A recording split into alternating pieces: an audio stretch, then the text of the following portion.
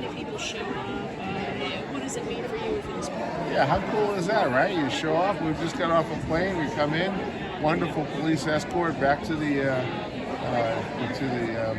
stadium here, and wonderful ceremony outside. Coming in here and seeing all these fans supporting our team and our program. I mean, I don't know how you can ask for a whole lot more than that. So I think we as a team are very grateful for the support that we have here in the community and the university as well.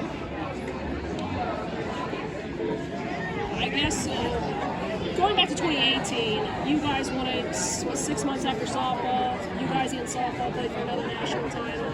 You guys played for one and won it now. Female sports, the support, the success, just what does it say about this university?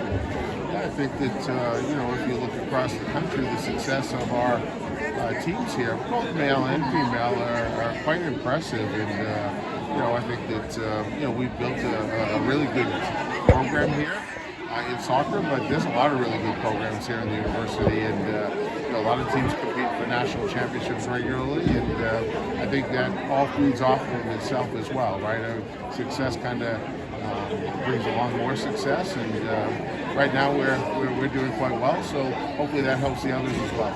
Coach, you always talk about the professionalism of your team. You might be the only NCAA team in history to compete for a national title twice in the same calendar year.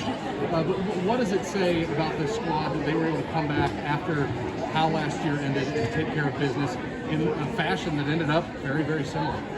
Yeah, it's been a really interesting period of time from the fall of last year through the spring and coming back in the fall. And, that season last year is unprecedented with, starting in July and then going into November and then starting again in January and playing until May.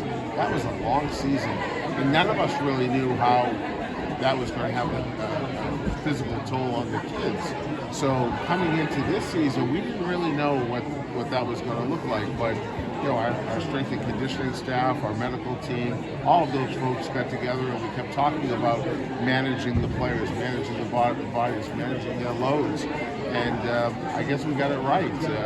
And I say this with all respect. I think that it was really hard to try and figure it out. If you look at the NCAA women's soccer tournament this year, there were some powerhouse teams that went out early in the NCAA tournament.